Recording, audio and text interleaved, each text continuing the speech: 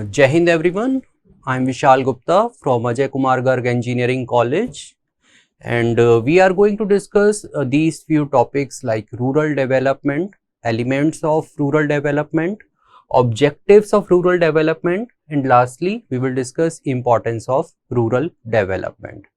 Actually all these topics, they are part of subject named Rural Development, Administration and Planning of Abdul Kalam Technical University. So firstly, what do you mean by rural development? Or even before this, what is rural? So rural is simply an area in which people are sparsely located. So in actual, what happens when people, if they are sparsely located, then it gets a bit difficult for a government or for private firms to reach to each and every member, each and every family of that area. On the other side, if we talk about urban area, then in urban area, what we find that in a smaller area, a large number of people, they are living together. So due to which what happens, that government can easily approach to them. Secondly, in the urban area, they are also giving a large amount of taxes to government. But in rural area, generally there is absence of such taxes. Secondly, if we talk about the development, development is a qualitative term. So here, when we talk about development, it is not only or it is not confined up to the economic growth. It also talks about the positive aspects. It also talk about the positive benefits because of that particular economic growth. In an area, in a region, if there is only growth but there is no development, then it gets very difficult for people over there to survive. So now when we combine these two terms, what it is the process. So it is a continuous process of improving the quality of life and economic well-being of people living in rural area. As I already told you that people in rural area, they are relatively isolated and population over there is sparsely located. So what happens? Generally it is found that in rural area, because of unavailability of economic means or steady supply of economic means, generally we find that the people living in rural area, they are not living a quality life. Even before that, what quality of life is? When we talk about quality of life, firstly we may say that it includes the primary needs like availability of food, clothing, shelter. But in the present era, in the 21st century, is this quality of life is confined up to these three aspects or not? As per me, I will always say that now these three things, they are not enough to survive in a region. Some other factors, some important things, they should also be equally available to each and every person living in rural area as well for living a quality life. So we will discuss all such factors. Beside this, the economic well-being. So in that region, is employment available or not? And if it is available, is it available regularly or often or rarely? So such questions, they are arisen when we talk about rural development. So rural development, it has traditionally centered on the exploitation of land intensive natural resources such as agriculture and forestry. Generally what happens in the rural area, we find that people, they are very much dependent on land intensive natural resources. So they are involved in agricultural activities directly or indirectly. Secondly, so many people, they are also dependent upon forest near to their rural place. So they basically collect wood or they collect some other material from forests. They sometimes process or sometimes sell it in the raw manner in market. So rural development, it is not only a process, it is also a strategy which is designed to improve the economic and social life of rural poor. So what strategy does? Basically we know that this is the amount, suppose we have, suppose employment, suppose quality of life, and this is the amount which we need. We want that people living in the rural area, they should have this much level of economic means, this much level of quality of life. So this strategy is somewhere helping to fill this gap. How will this gap be filled? It will be through the strategies. And in the present time, not only the government, even the private players, even common men, they should also think that how they can basically contribute in development of rural areas. Nextly, the basic elements of development. So here we have divided it into three parts. First is the basic necessity of life. So basic necessity, what are they? Certain basic needs without which it would be impossible, or it would be very difficult for them or people to survive. So generally we think that only these three factors, they are included in it, but nowadays basic literacy, basic education, primary health care like dispensary in rural area, and two most important thing, the security of life. Are people living in that rural area safe? Is their life safe or not? And as well as the safety and security of their property, their asset is present or not. So when we are talking about the basic necessities, it is not confined up to these three factors. Other factors, they are equally important for their survival of people living in rural area. Here I also written that if anyone or all of them are absent or in critically short supply, then we may state that a condition of absolute underdevelopment exists. So now we have seen that the importance of such factors which are playing crucial role in telling whether a particular rural area is developed or not. Even provision of the basic necessity of life to everybody is the primary responsibility of all economies, all government, all economies, whether they are socialist, whether they are capitalist, whether they only promote to private players or public player, irrespective of all such factors. What is happening? It is responsibility of economy, it is responsibility of government to provide all such basic amenities or basic necessities for people living in their territory. Even the mixed economies which have a part of capitalist feature and a part of socialist feature, they should also think about people living in rural area and how they can provide all such facilities, all such necessities in desired quantity.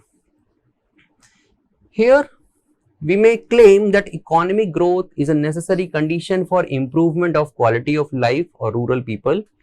So nextly, the self-respect. If every person and every nation seeks some sort of self-respect, we all people, we want honor, we want self-respect, and even if there is denial or if there is absence of such factors, then we will say that that particular area is lacking development. Nextly, the freedom.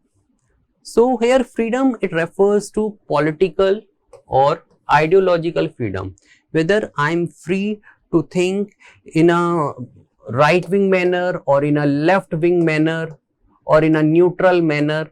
So all such factors, are they present in that particular economy, in that particular area or not? Or people, they are bound, or they are basically living in a kind of social servitude due to which they are not allowed to think freely.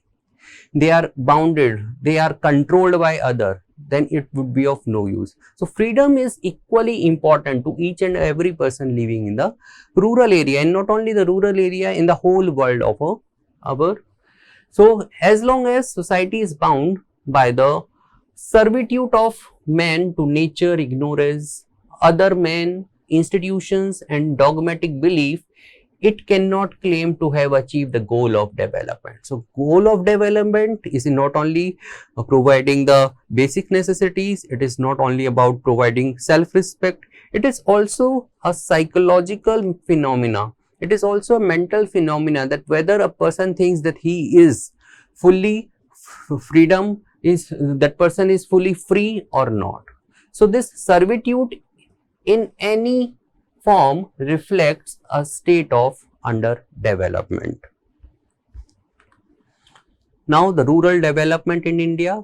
So rural development usually refers to the method of enhancing the quality of life and financial well-being of individuals, especially living in populated and remote areas. If we talk about India, then around 65% people, they are still living in rural area in our country, and 47% of people, they are very much dependent upon agricultural activity for their survival, either directly or indirectly. So traditionally rural development, it was centered on the misuse of land intensive natural resources such as forestry and agriculture. However, today the increasing urbanization and the change in global production networks, all these things, they have transformed the nature of rural areas. Earlier what was happened, that the supply chain, the global supply chain, it was not that much strong, but presently nowadays we are getting to see that there is significant improvement in global production, in network, and due to which the rural areas, they are also getting changed. Nextly, the rural development still remains the core of overall development of the country, and more than 2/3 of the country's people are dependent on agriculture for their livelihood, and 1/3 of rural India is still below the poverty line. Therefore, it is important for the government to be productive and provide enough facilities to upgrade their standard of living. So this is a very important thing, that is still people who are living below poverty level, they are around 33% or 1/3 of the rural India. Now nextly, the rural development, it is a term that concentrates on the action taken for development of rural areas to improve the economy. However, few areas that demand more focused attention and new initiatives are firstly the education. Is government able to provide education, a quality education to people living in rural area or not? Because education plays a crucial role in development of any region. If people are educated, they can basically utilize their knowledge, their skills in upliftment of the standard of life, in upliftment of earnings of people living in that region. Nextly, the public health and sanitation. So this is again an important thing. Nextly, the women empowerment. We know that in every country 50%, around 50% of population is female, and if we are not thinking about their education, their growth, their jobs and employment opportunity, then what would happen? There are high chances that that economy cannot grow, that region cannot grow. So government should extra focus on women empowerment. Nextly, the infrastructure development.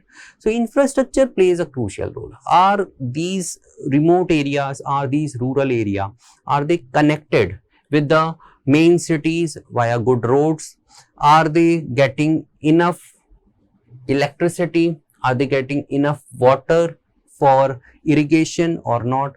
Because if we want to stop migrations from rural areas, then we need to think about all these factors, because they play crucial role in basically handling or managing this migration problem in the present era. Nextly, the facilities for agricultural extension and research. Now we know that we require more and more food grain, we require better quality food grain. So for all such things, is government doing some research? And secondly, if government or private players, if they are doing any kind of research, this is basically in the benefit of people living in rural area or not, or how government is basically using this research for the benefit of the people living in rural area. Another equally important thing is the availability of credit, availability of loans. Generally, rural people, they are not having very big requirement of credits, and even for their small credit requirements, they are unable to approach to financial institutions in our country. So government should put extra efforts to basically to reach to each and every rural people, to villagers, so that the villagers, if they require any kind of credit, suppose 10,000, 20,000, 50,000 rupees are required, so is government or government aided financial institutions, are they reaching up to these targeted people or not? Nextly, the employment opportunities. We know that people, they are migrating from rural area to urban for earning money, for getting better employment. So if government tries to put extra efforts to generate employment opportunities in rural area, then what would happen? There would be high chances that no person would like to basically migrate to urban area. Nextly, the objectives. So these are the 5 objectives. First is to improve productivity and wages of rural people. So if productivity is increased, then people's earning, it would be increased, and if people's earning is increased in rural area, then I don't think that there would be any requirement to shift from rural area to urban area. Nextly, to guarantee increased and quick employment. So whatever government is doing, it should also think whether people are quickly benefited, especially in terms of employment opportunities, in terms of employment possibilities. Like we have seen Manrega scheme, which is run by our central government. So it is helping people in rural area to get employment opportunities at least for 100 days. Nextly, to demolish unemployment and bring a notable decline in underemployment. Next is to guarantee an increase in standard of living, which we have already discussed in the first slide, that people's standard of living, it can be improved if better facilities, better amenities are provided to them in remote areas as well, and especially to people who are underprivileged. Nextly, to provide the basic needs, elementary education, healthcare, clean drinking water, rural roads, etc. So connectivity, again an important thing. Network of roads, are they connected with the main city, are they connected with the main highway or not? Secondly, clean drinking water, it has also creating trouble, because in the rural area now the level of water, underground water, is going down. So what government is doing? Secondly, if industries are set up near rural area, then it is also found that underground water is getting polluted. So what government is doing to provide clean drinking water to people living in our area, and try to avoid to affect people living in rural area because of industries, polluted water, which is generally entered into underground water. Next is the importance of rural development. So need and importance of rural development, it is a nation or national necessity and has considerable importance in India, and there are various reasons. First is to develop rural area as whole in terms of culture. So we know that India, it is highly diversified and it has vast culture. People living in different region of our country, they have their own culture. So government should put some efforts so that people, they think that they can basically attract foreigners, they can attract tourists through their culture, that such practices, such cultural practices are basically done in a particular region. So due to which some foreigners, some tourists, they will come in their region. Besides this, economically, technologically, and health wise, these three DLs are equally important factors, because if in a region, if no doubt chances are that some areas they are economically growing, but new technology is not being provided in that area. So again, problems will occur. People would like to think that they should switch from that area to another. And beside this, the health is again an important thing for the survival. So health facilities are provided or not. Nextly, to develop living standard of rural mass.